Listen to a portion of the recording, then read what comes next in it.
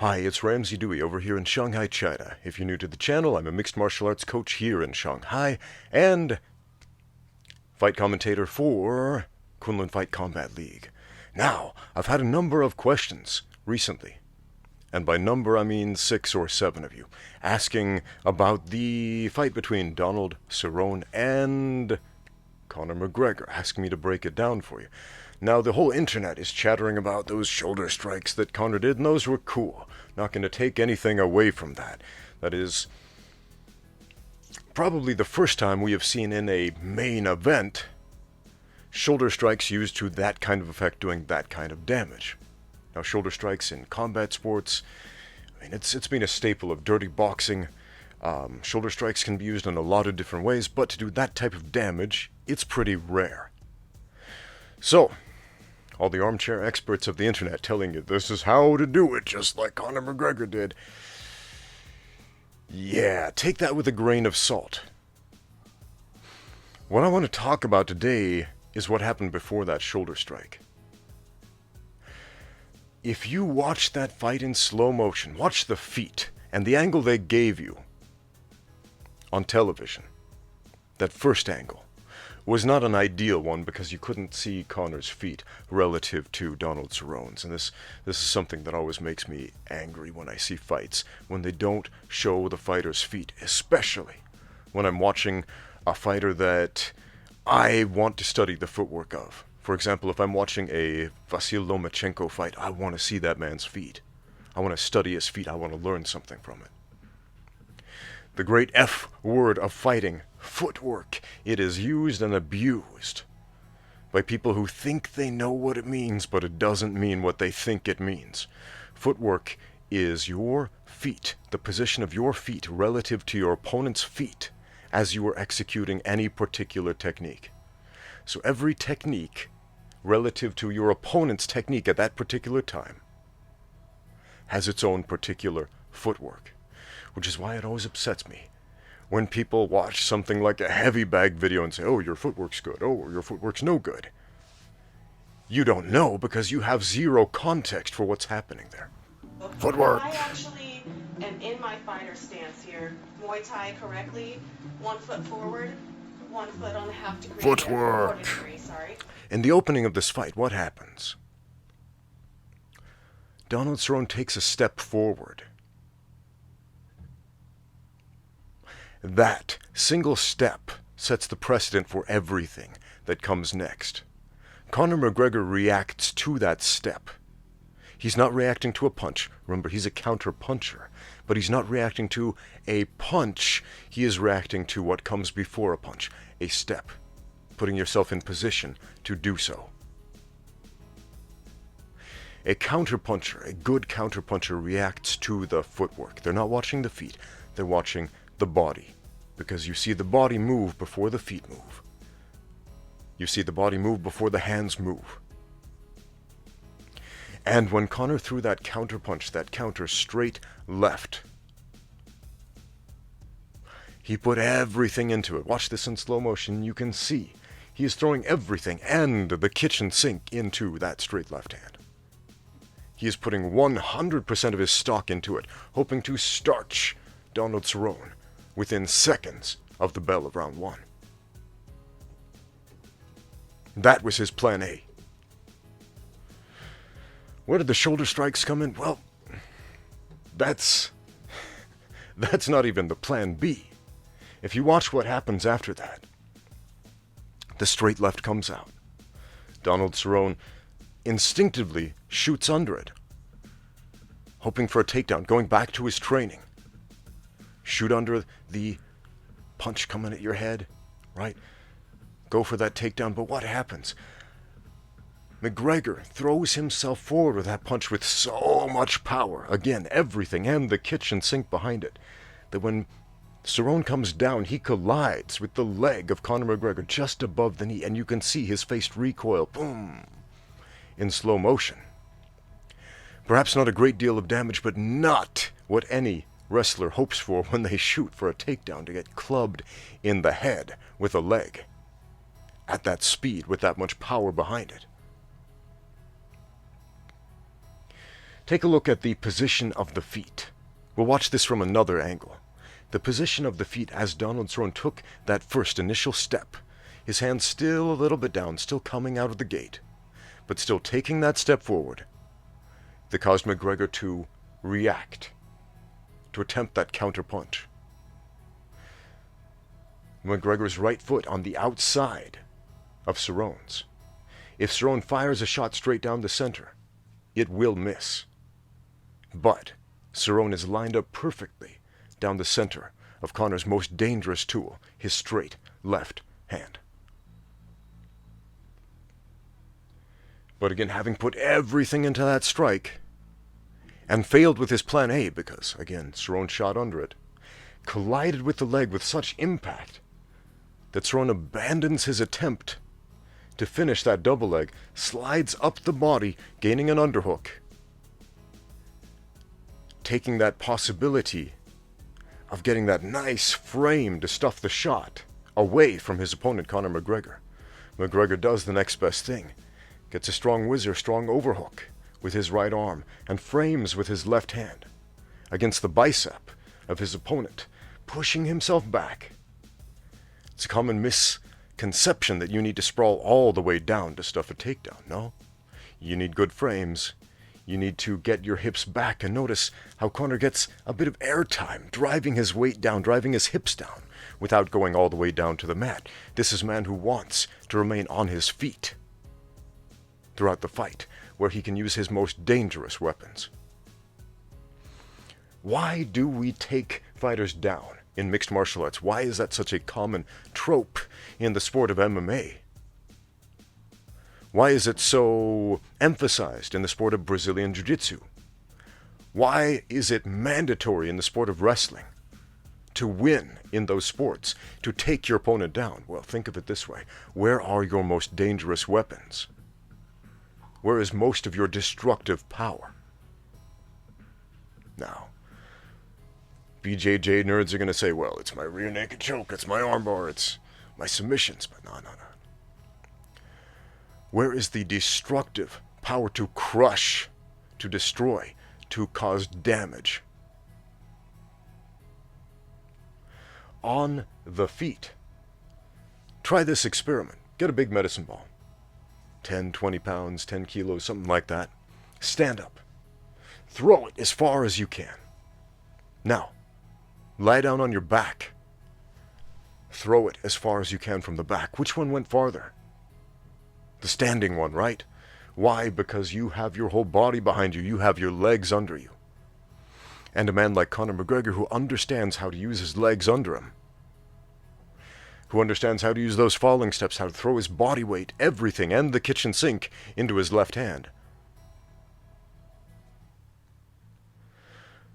That's a man whose best weapons are on his feet, and he wants to keep the fight there.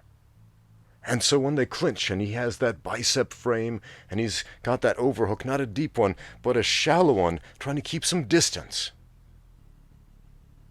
Why do those shoulder strikes come in? Is he trying to knock out his opponent? Is he deliberately trying to break the nose? Not necessarily. He is trying to do damage. He is trying to make his opponent very uncomfortable. He does not want to be in the clinch. The best fight analysts prior to this fight, what did they say when asked who would win? They gave a simple answer.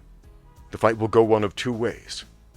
If Connor can keep it on his feet, it will be a short fight, and he will knock out Cerrone. If Cerrone can clinch up, if he can tie up, if he can take Connor down, then we will have a long, drawn-out war.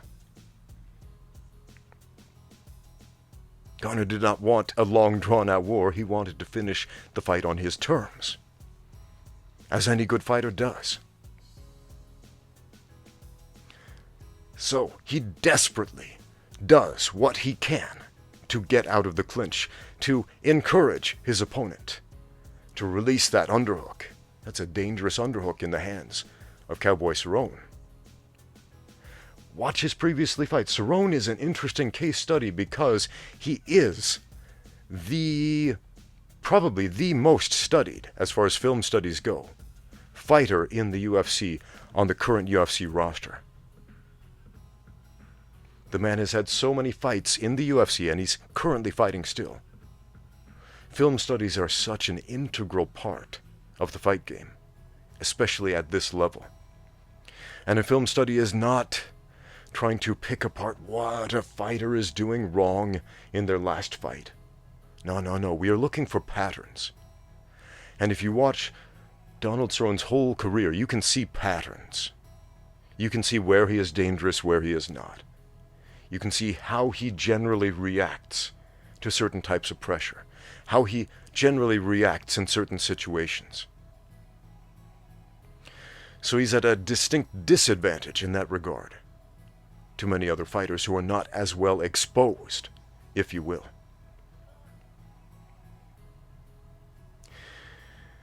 But Connor, while 100% predictable in his initial movement, it was in fact virtually the same movement he did against Jose Aldo, who placed his feet in the same position when McGregor starched him with the left hand. Virtually the same reaction. The same thing any counterpuncher does. Look at this for a moment. It's not a straight left, it's a left hook, a check hook. As I was sparring with my student CY at the gym the other day, I throw the check hook before he throws his overhand right. How did I know that overhand right was coming? I didn't. I knew something was coming because of his footwork, because he took that step forward. And when he comes forward, I come at the angle. Boom. It's the same principle. McGregor sees Cerrone step here. Boom. The counterpunch comes at the step, not at the punch. Was Cerrone necessarily going to throw a punch? It doesn't matter. His foot was in the right place for McGregor's hand to connect, and if he had not shot under that hand, we would have seen a much, much shorter fight. So the shoulders happened, and that was neat. That was fun. That was really interesting to see that in such a high-profile fight. Again, used at such a high level of effect. Shoulder strikes have been used throughout the sport of combat sports. I was kind of surprised to see it standing up in the clinch. I have used shoulder strikes from time to time in the guard, not to do a great deal of damage, but more so to create some space, to create some motion, to get a reaction out of the guy on the bottom. So I understand how a lot of people feeling like they're lacking a certain weapon in the stand-up game against grapplers might feel like, oh, this is the answer. I don't need to become a proficient wrestler or striker. I can just bump him with my shoulder. And that's nonsense. Let's contrast this clinch with a much, much longer clinch we saw in the co-main event. This one with Holly Holm. Holly Holm has excellent clinch work. Amazing cage control. But a lot of fans said this fight was boring because a great deal of it was that over-under clinch up against the fence, where not a lot of exchanges happened, not a lot of damage was dealt. And looking back retrospectively, the viewers of the McGregor versus Cerrone fight might have seen this and thought, well, you know, she should have just shoulder bumped her. Except she couldn't have. She didn't have the space. There's a massive difference between a tight over-under clinch like this and that frame on the bicep and that shallow overhook that Connor McGregor had, which gave him the space to bump and check with the shoulder. You've got to create spaces in order to attack. You've got to create spaces in order to escape. Space, understanding the space, is what fighting is. All techniques in all forms of fighting and all martial arts, all they are is understanding how to move around spaces, through spaces, over spaces. Any preposition involving spaces.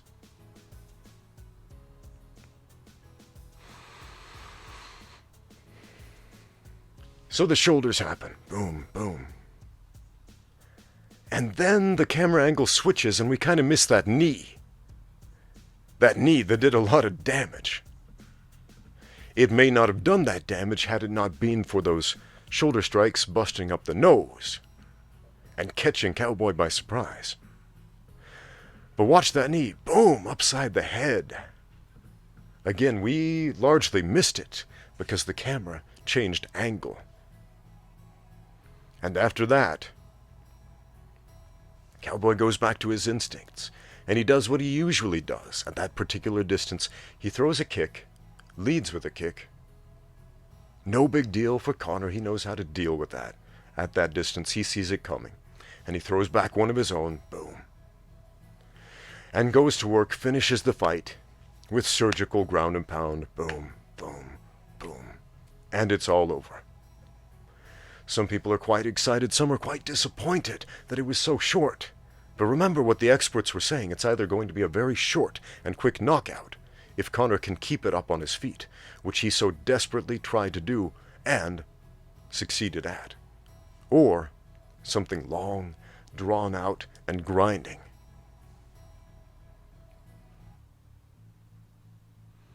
Matchmaking makes fights, man. Matchmaking makes fights.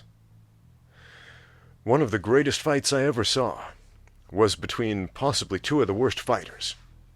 I won't mention their names, but they had terrible fight records. Terrible fight records. Like, I'm talking about a guy with like 16 losses and 0 wins under his belt, and another guy with a very similar fight record. Terrible fighters, but they had heart. They had no quit in them. And when you put them together, fireworks went off. And we saw these two men with heart. No technique, they sucked, technically. But it was a fantastic performance. It was the fight of the night. It was one of my favorite memories of sitting ringside, cornering a fighter. Yeah, I was cornering one of those guys. And yeah, man, matchmaking makes fights. In the case of McGregor versus Cowboy, we knew going in it was going to be one of those outcomes. We knew it. We got one. Were you not entertained? Thanks for watching. Now get out there and train.